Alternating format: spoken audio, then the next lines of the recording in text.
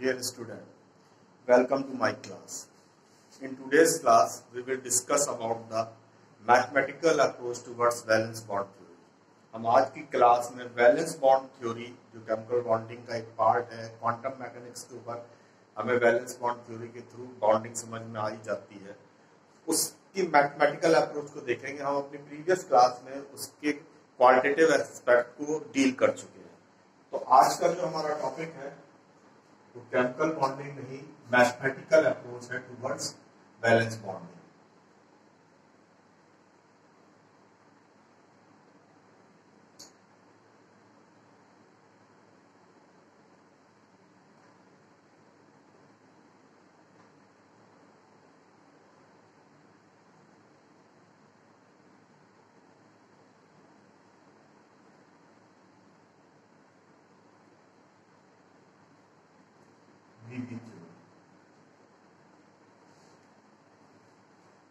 अपना discussion start करने से पहले हमको एक टर्म को बहुत अच्छे से समझना होगा। वो टर्म है वेव फंक्शन। तो वेव फंक्शन क्या है? बेसिकली वेव फंक्शन किसी इलेक्ट्रॉन को रिप्रेजेंट करता है। जब वो किसी एक पर्टिकुलर एटॉमिक ऑर्बिटल में होता है तो उस इलेक्ट्रॉन को रिप्रेजेंट करता है वेव फंक्शन। तो वेव फंक्शन बेसिकली एक मैथमेटिकल फंक्शन है। ये बेसिकली एक मैथमेटिकल फंक्शन है और हमें जैसे पता है कि कोई भी मैथमेटिकल फंक्शन दो चीजों के रिलेशन को शो करता है, दो या दो से ज्यादा चीजों के, इन जनरल दो चीजों के। तो यहां पे भी ये मैथमेटिकल फंक्शन दो चीज के रिलेशन को शो कर रहा है। पहली चीज क्या है? Position of electron in space, in 3D space with respect to X Y Z axis.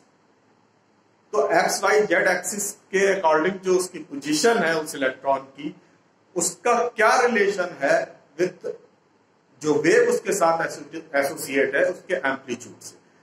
तो वेव फंक्शन उस इलेक्ट्रॉन की पोजीशन इन 3D स्पेस और उसी इलेक्ट्रॉन से रिलेटेड उसी पोजीशन के अकॉर्डिंग जो वेव फंक्शन है या जो वेव फॉर्म होगी उसके एम्पलीट्यूड के बीच के रिलेशन को शो करता है। सेकेंड थिंग क्या है कि जो वेव फंक्शन का स्क्वायर वो उस पर्टिकुलर स्पेस में इलेक्ट्रॉन के मिलने की प्रोबेबिलिटी को रिप्रेजेंट करता है या उसके प्रोपोर्शनल होता है। तो जो स्क्वायर ऑफ वेव फंक्शन है वो बेसिकली आपको उस पर्टिकुलर स्पेस और उस पर्टिकुलर जगह पे आपको ये बताएगा कि इलेक्ट्रॉन मिलने की प्रोबेबिलिटी कितनी है। तो अगर हम वेव फंक्शन को समराइज करना चाहें तो हम कह सकते हैं कि वेव फंक्शन, और इसको रिप्रेजेंट किया जाता है साइन से, रिप्रेजेंटेड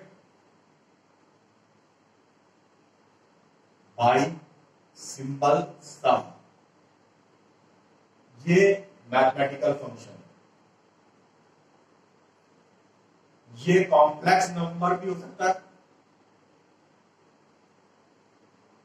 और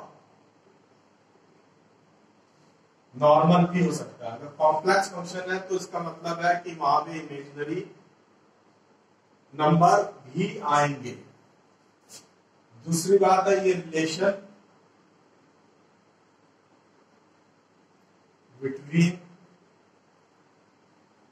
position of electron in 3D space and corresponding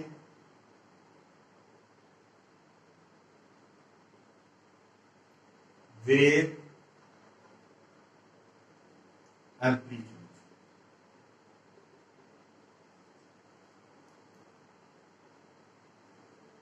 Square of wave function is proportional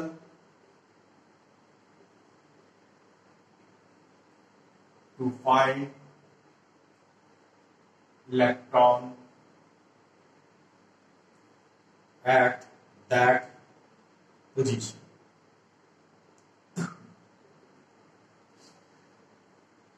तो वेव फंक्शन के बारे में जब थोड़ा बहुत जान लेते हैं उसके बाद हम आगे बढ़ेंगे अपनी अप्रोच के लिए।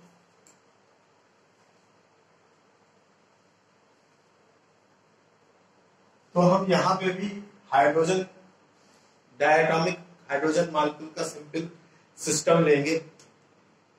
तो सपोज करिए electron 1 and 2 in 2 1s orbital represented by psi a and psi b on hydrogen atom A and B।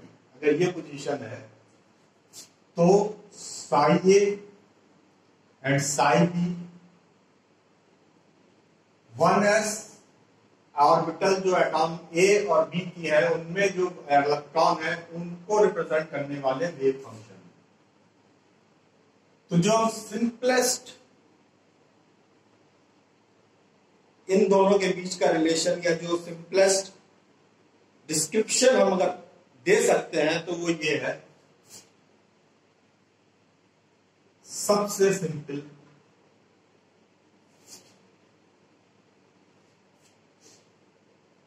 psi a 1 and psi b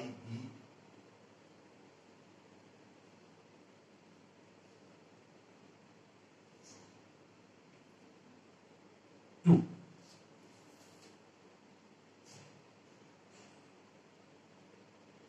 हम इस चीज को अगर ध्यान से इस इक्वेशन को देखें तो हमें ये समझ में आता है कि हम इसमें इलेक्ट्रॉन को डिस्टिंग्विश नहीं कर सकते, इनडिस्टिंग्विशेबल है ये। और इसका जो हम सॉल्यूशन निकालेंगे या जो इसका सॉल्यूशन हमें रिजल्ट देगा तो वो हमें जो रिजल्ट देता है उससे जो बॉन्ड एनर्जी आती है वो 6% ऑफ प्रैक्टिकल एनर्जी जो हमें मिली है उसका 6% है बॉन्ड एनर्जी। और जो बॉन्ड लेंथ है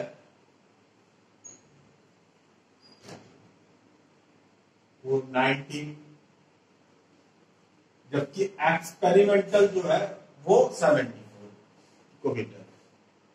तो अब हमें जब ये चीज देखी और हम ये देख रहे हैं कि इसमें डिस्टिंग्विशबिलिटी नहीं है तो इसको काउंटर करने के लिए और इसको ओवरकम करने के लिए हम इसको रिफाइन करेंगे। अब हम जो अपना टर्म यूज करेंगे वो करेंगे साई कोवैलेंट। ये कैसे रिप्रेजेंट होगा? Sai A1 Sai B2 plus psi A2 and Sai B1। इसका मतलब क्या है? इसका मतलब है कि कभी इलेक्ट्रॉन ए एटम के इलेक्ट्रॉन 1 जो है वो ए एटम की फर्स्ट 1s ऑर्बिटल में है, कभी इलेक्ट्रॉन 2 बी एटम की 1s ऑर्बिटल में है और कभी इलेक्ट्रॉन 1 एटम 2 की 1s ऑर्बिटल में है और कभी इलेक्ट्रॉन 2 एटम बी के 1s ऑर्बिटल में है। यानी कि हम अब इस कॉन्सेप्ट को देख रहे हैं या उसको समझ रहे हैं जो ड्यूल नेचर है कि हम उसको श्योरिटी से नहीं कर सकते क्योंकि वो कहां पे इसको फिक्स्ड होकर नहीं बताया जा सकता। तो हम ये मान रहे हैं इसमें दोनों चीजें हो सकती हैं, या तो इलेक्ट्रॉन 1 एटम ए में भी हो सकता है और एटम 2 में भी जा सकता है।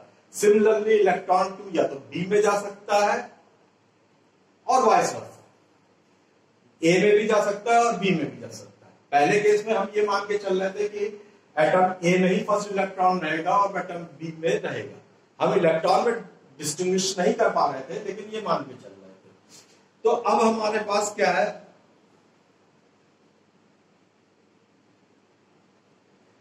कि अगर इस केस में अगर हम सॉल्यूशन निकालते हैं तो हमें बॉन्ड एनर्जी जो है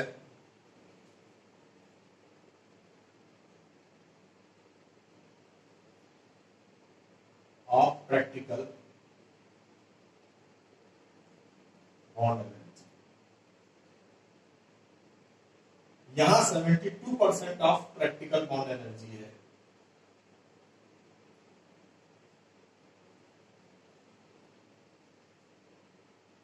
और जो बॉन्ड लेंथ है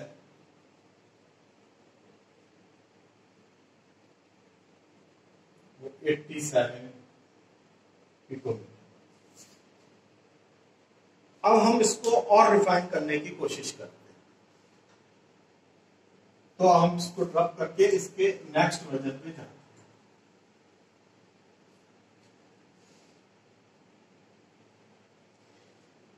अब ये पॉसिबिलिटी हो सकती है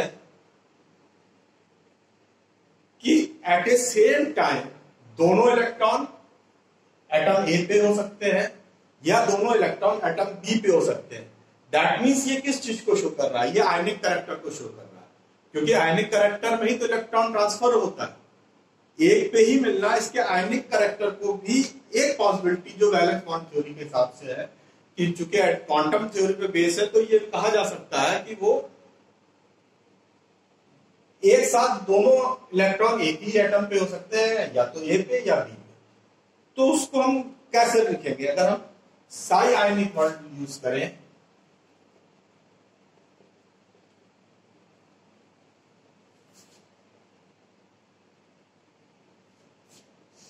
Sai A1 Sai A2 plus psi B2 Sai B1।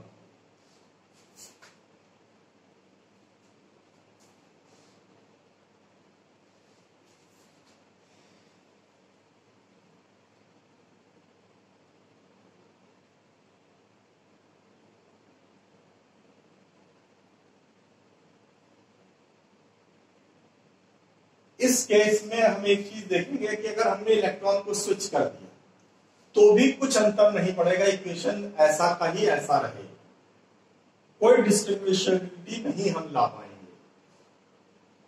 और इस केस में जो बॉन्ड एनर्जी है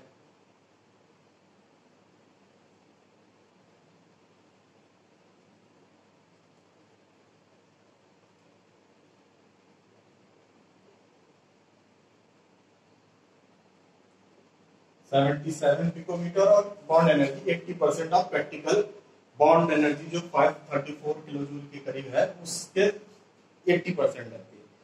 तो अब हम एक कॉम्प्रिहेंसिव अगर हम अपना वेव फंक्शन निकालना चाहें तो वो लीनियर कॉम्बिनेशन होगा कोवेलेंट और यानी इक्वेशन 2 और इक्वेशन 3 का।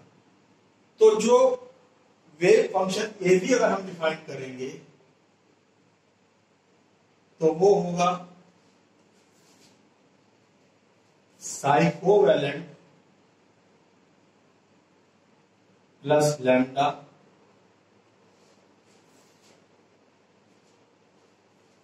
साई आयन।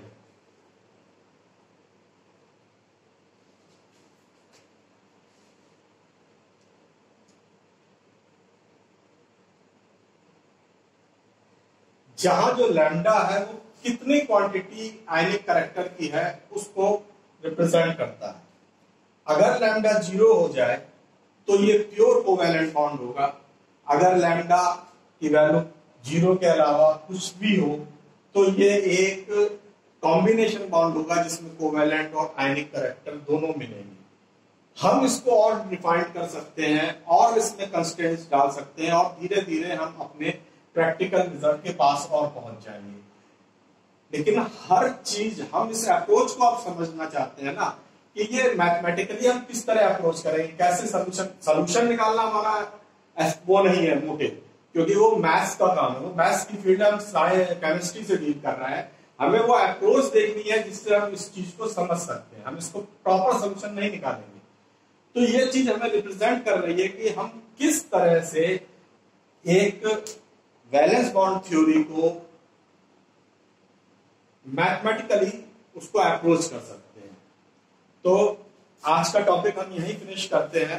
नेक्स्ट टॉपिक में हम वैलेंस बॉन्ड थ्योरी से ही जुड़े हुए 2 टॉपिक हैं जो अलग से डील करेंगे। एक पाई एंड सिग्मा बॉन्ड है और एक हाइब्रिडाइजेशन है। तो hybridization and resonance molecular orbital theory के बाद लेंगे, लेकिन सिग्मा एंड पाई बॉन्ड इसके बाद डिस्कस करेंगे। तो thanks for today's class, have a nice day.